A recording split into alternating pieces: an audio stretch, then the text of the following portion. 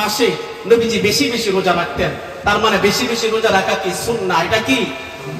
যদি আমরা 30 দিন বা 25 দিন বা বেশি বেশি রোজা না রাখতে পারি, একটা রোজা রেখেও হলে নবীর সুন্নাতটা আমল করব। পারবো ইনশাআল্লাহ?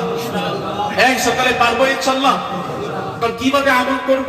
আমল হলো নবীজি এই মাসে সবচাইতে রমজান মাস ব্যতীত যে মাসগুলোতে সবচাইতে বেশি রোজা রাখতেন, এই মাসের নাম কি? এই চলতি মাস। কি মাস? এই কি মাস?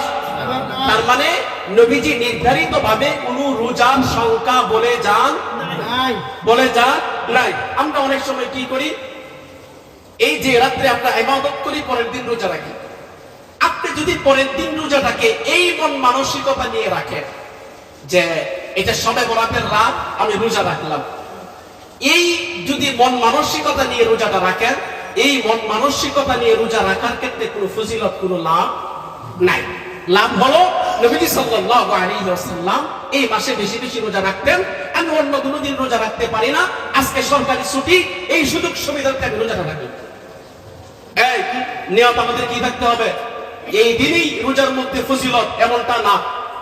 এই দিন আমাদের রাষ্ট্রীয় ভাবে একটা ছুটির সুবিধা, একটা ব্যবস্থা আছে বিধায় আমরা কি রাখি? এই বলেন কি রাখি? আমরা কি এই দিনটাকে আবশ্যক করি? এই দিন রোজা রাখতে হবে কখনো বলছি না? তবে আমরা রাখবো। যদি বেশি না পারি 3টা রোজা রাখবো। 3টা রোজা, প্রতি মাসে 3টা রোজা রাখা সুন্নাহ। একটা হলো আরবি মাসের 13, 14, 15, 13, 14, 15 আমরা রাখার চেষ্টা করব।